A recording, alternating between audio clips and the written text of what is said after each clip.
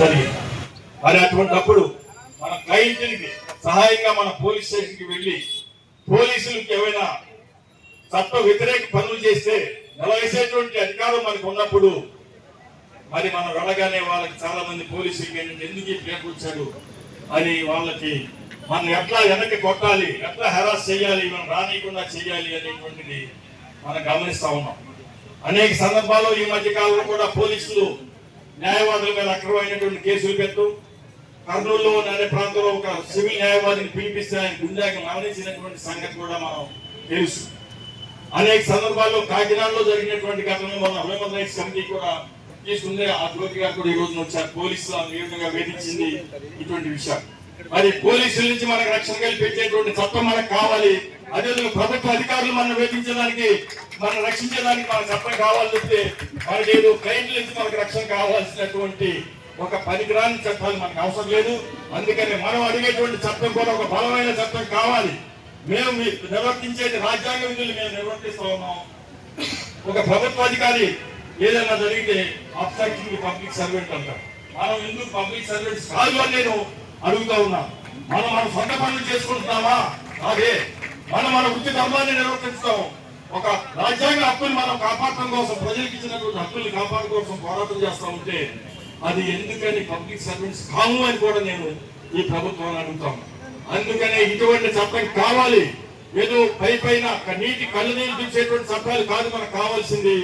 నిజమైన న్యాయవాదుల రక్షణ చట్టం కావాలి అని దాన్ని తీసుకురమ్మని కూడా ఈ ప్రభుత్వాన్ని మేము డిమాండ్ చేస్తా ఉన్నాం.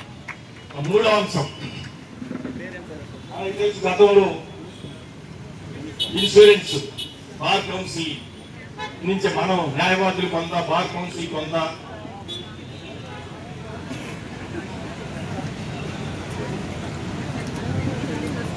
ప్రభుత్వం కొంత వేసుకుని ఒక 4-5 సంవత్సరాల పాటు ఇన్సూరెన్స్ నడిపాం. పోయిన సంవత్సరం ఏమన్నారంటే మినిమం 8,000 మంది సభ్యులుగా ఉంటే కానీ ఆ ఇన్సూరెన్స్ మేము సిద్ధంగా లేవని ఇన్సూరెన్స్ కంపెనీలు మనకి చెప్పడం జరిగింది. మనం ఎంత ప్రయత్నం చేసినా 4,300కి మించి మన సభ్యులు చేరలేకపోయారు. దాంతో అది డిస్కనెక్ట్ అయిపోయినటువంటి పరిస్థితి. ఇప్పటికీ మనకు తెలుసు, మనకు వచ్చినటువంటి జబ్బు కంటే మన హాస్పిటల్లో చేరితే వచ్చిన బిల్లు చూసే మన ప్రాణాలు వదిలే పరిస్థితి కనపడతాం. అటువంటి పరిస్థితుల్లో మనకి రక్షణ అవసరం, ఇన్సూరెన్స్ అవసరం అనేటువంటిది అది కూడా ప్రభుత్వాలే మీరే దాన్ని చేయండి అని కూడా మనం డిమాండ్ చేస్తా ఉన్నాం.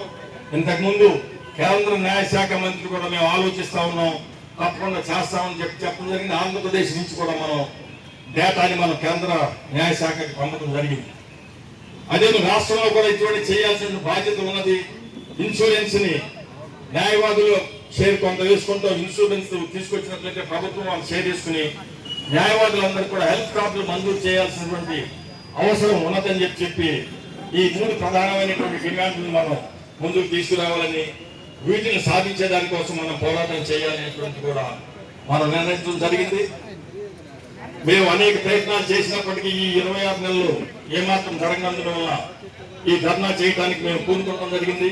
ఇప్పటికైనా ప్రభుత్వం వెంటనే తన బాధ్యతలను నిర్వర్తించాల్సినటువంటి అవసరం ఉన్నది అని చెప్తూ మీరు వెంటనే ప్రకటన చేయడం కాదు, మీ రుణాన్ని న్యాయవాదులకు మీరు రుణపడి ఉన్నారు కాబట్టి ఆ రుణాన్ని తీర్చమని చెప్పి మేము అడుగుతూ, మీరు కనుక ఇప్పటికే నమ్మకం నీరెత్తినట్టున్నట్లయితే న్యాయవాదులు ఈ ఉద్యమాన్ని మరింత ఉధృతం చేస్తారని చెప్పి నేను హెచ్చరిక చేస్తూ మీ అందరికి మరొకసారి ధన్యవాదాలు చెప్తూ నేను సెలవు తీసుకుంటాను.